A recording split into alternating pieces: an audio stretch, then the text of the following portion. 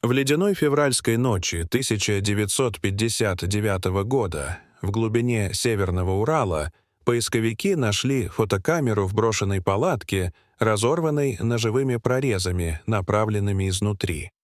Проявив пленку, следователи увидели последний кадр — темное, зернистое пятно с оранжевой вспышкой света в абсолютной полярной темноте, что официально сочли ошибкой экспозиции, но для тех, кто видел тела и ткань палатки, разрезанную изнутри, снимок выглядел зловещим намеком на нечто необъяснимое. 9 туристов, опытных и подготовленных, выбежали из своего укрытия в пургу при минус 30 градусах Цельсия, некоторые без обуви и одежды, а несколько с внутренними травмами такой силы, будто по ним прошел тяжелый объект, но почти без внешних повреждений. Официальное расследование закрыли фразой «воздействие непреодолимой стихийной силы», которая более 6 десятилетий вызывает вопросы о том, что именно могло ломать ребра и черепа, вырывать язык и органы, не оставляя на коже ран и следов борьбы на снегу. История гибели группы превратилась в расследование феномена, который долго оставался без объяснения, пока государство предпочитало хранить молчание. В конце 50-х годов Советский Союз жил эпохой восстановления и больших достижений. Запуск искусственного спутника Земли, развитие атомных технологий, покорение природы. И в этой атмосфере горный туризм становился символом силы, дисциплины и преодоления. Уральский политехнический институт в Свердловске был центром подготовки самых опытных туристов, и именно его студенты сформировали группу из 10 человек, среди которых никто не был новичком. Руководил походом 23-летний Игорь Дятлов. Собранный, методичный и уважаемый всеми лидер, досконально изучивший маршрут. В состав команды входили энергичная и выносливая Зинаида Колмогорова, физически сильный Рустем Слободин, веселые и сплоченные друзья Георгий Кривонищенко и Юрий Дорошенко, волевая Людмила Дубинина. Аккуратный и внимательный Александр Колеватов, остроумный Николай Тиба-Бриньоль, а также загадочный 38-летний инструктор Семен Золотарев, присоединившийся в последний момент по неизвестной причине. 10-м был Юрий Юдин, которому болезнь спасла жизнь, заставив вернуться домой еще в первые дни маршрута. Остальные 9 продолжили путь, делали фотографии, записывали впечатления и, судя по дневникам, не испытывали страха. Они смеялись, обсуждали погоду и бытовые мелочи, не зная, что идут навстречу событиям, которые позднее станут одной из самых загадочных трагедий XX века. После того, как Юрий Юдин из-за приступа радикулита был вынужден покинуть маршрут и вернуться домой, остальные 9 продолжили движение по Северному Уралу, и их дневниковые записи тех дней передают обычную походную атмосферу. Они шутили, обсуждали планы, фиксировали изменения погоды и рабочий темп, не подозревая, что идут навстречу трагедии.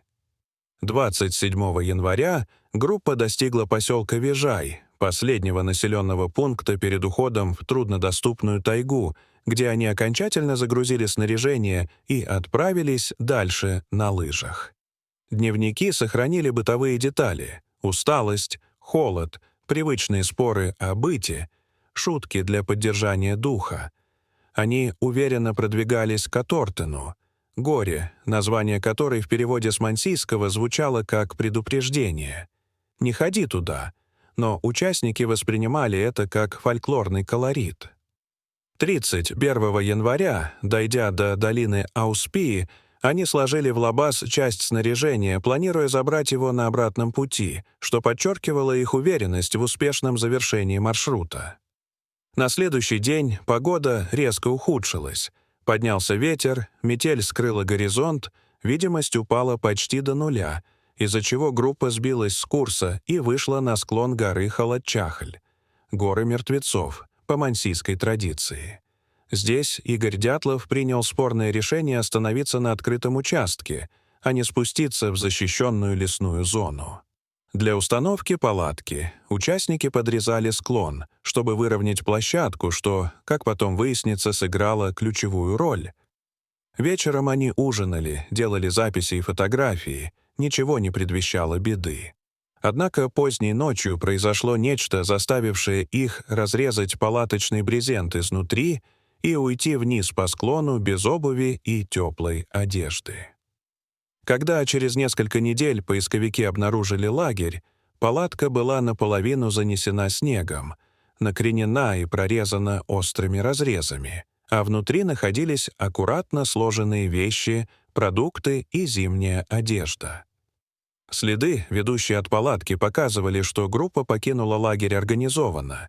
На снегу остались следы босых ног, следы в носках и след одного человека в единственном ботинке, при этом никаких признаков преследования не было. Следы тянулись на 1,5 километра к лесу, где под кедром нашли первые 2 тела — Юрия Дорошенко и Георгия Кривонищенко, раздетых почти догола, с обломанными ветками над ними на высоте нескольких метров, что говорило о попытке добыть дрова или укрытие.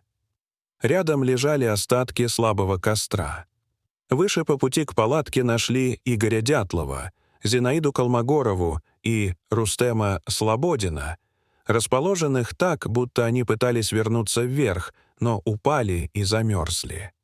Травмы Рустема Слободина, трещина в черепе, могли быть следствием нескольких падений в темноте и метели.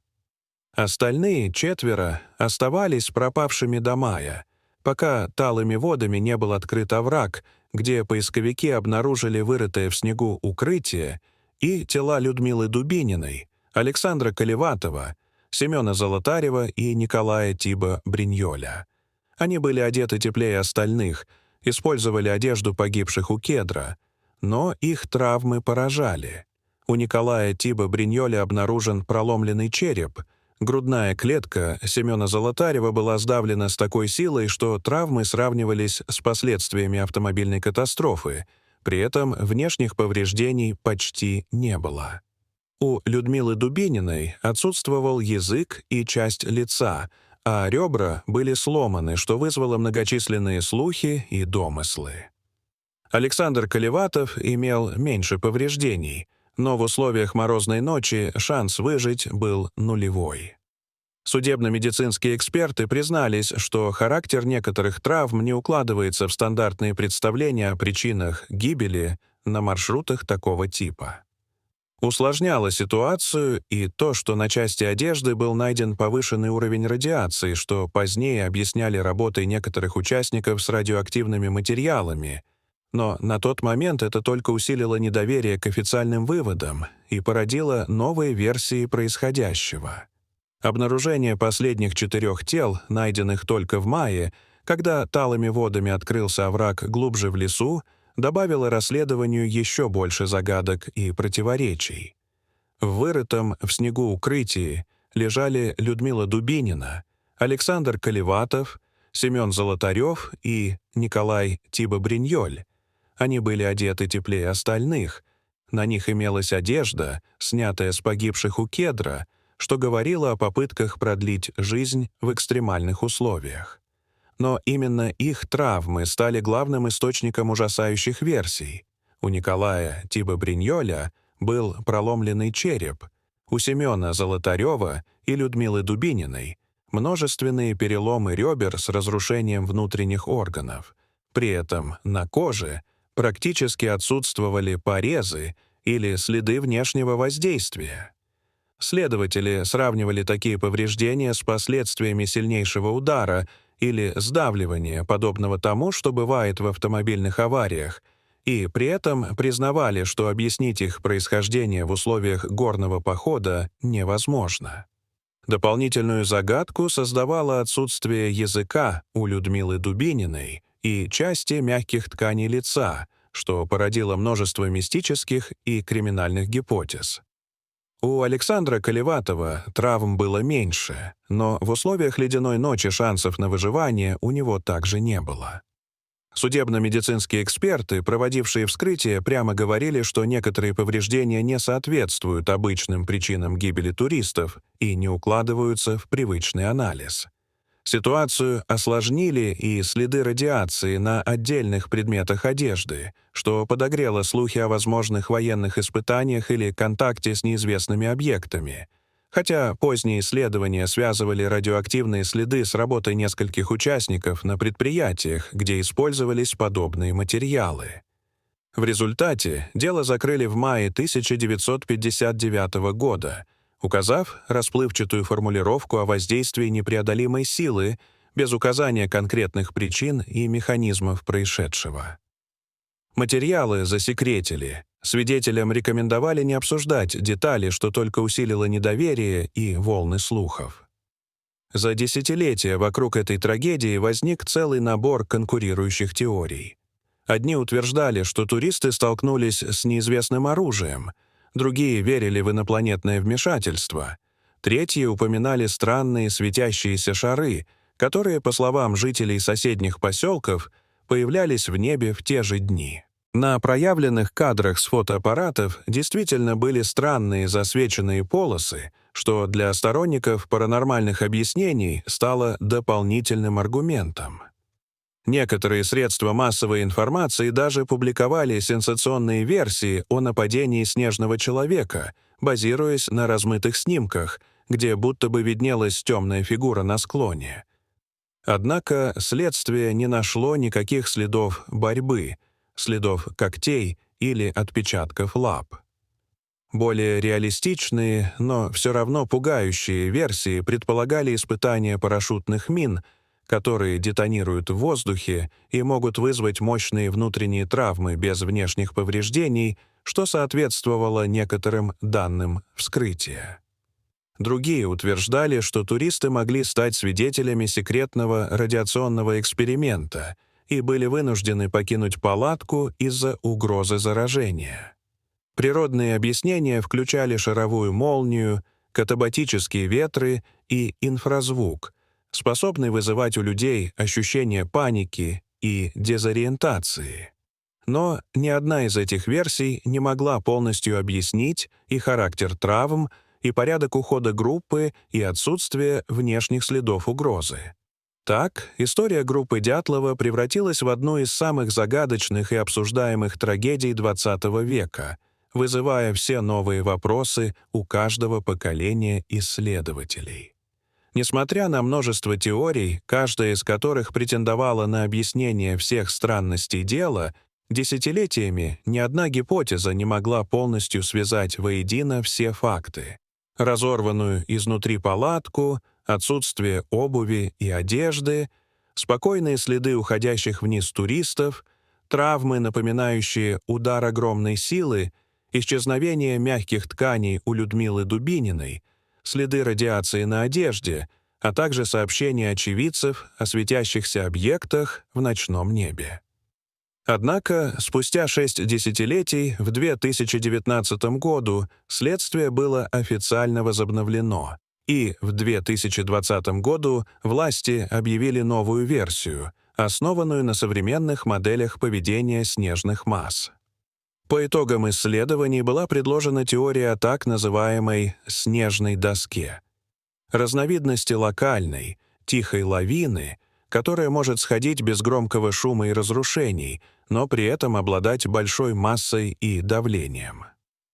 В отличие от привычных масштабных лавин, снежная доска представляет собой плотную плиту, которая лежит на слабом слое снега и может внезапно сорваться под собственным весом или при дополнительной нагрузке. Исследователи предположили, что, подрезав склон для установки палатки, туристы нарушили устойчивость снежного покрова. В течение ночи ветер наносил новый снег, увеличивая давление на ослабленную поверхность. Через несколько часов, по расчетам ученых, этот дополнительный слой мог вызвать резкий сдвиг снежной плиты, которая обрушилась прямо на палатку. Придавленные массой снега, туристы получили тяжелые травмы, соответствующие тем, что были обнаружены на вскрытии. Сильные переломы ребер и черепа при минимальных внешних повреждениях. Обрушение могло частично накрыть палатку и сделать ее вход недоступным, что объясняет порезы, сделанные изнутри. Осознав угрозу повторного схода, группа могла решить немедленно покинуть место, уходя вниз по склону в сторону леса, где можно было развести костер и найти укрытие. Это объясняет спокойные следы и отсутствие хаотичной паники. Туристы уходили организованно, пытаясь спасти раненых товарищей и найти безопасное место. Первая группа действительно разожгла костер у кедра, где погибли двое, лишенные одежды и тепла. Трое, включая самого Игоря Дятлова, пытались вернуться к палатке, но замерзли по пути. Четверо ушли во враг, где, по расчетам исследователей, мог произойти второй сход снежной массы, который и вызвал смертельные травмы.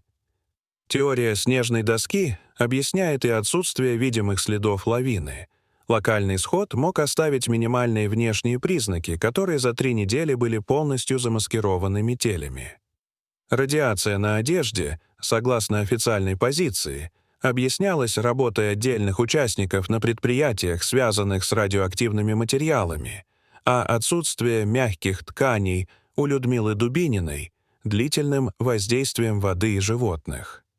Даже сообщения о светящихся шарах оказались связаны с действительными испытаниями ракет в том районе, что совпало по времени с трагедией.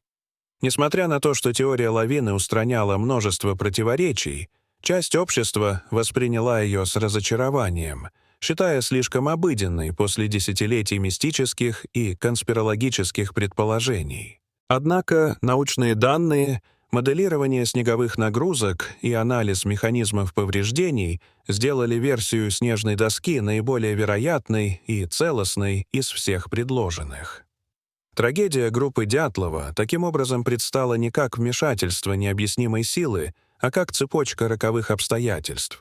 Ошибка маршрута, внезапное ухудшение погоды, опасное решение установить лагерь на неустойчивом склоне и скрытая, почти невидимая угроза природы, проявившаяся в самый неподходящий момент.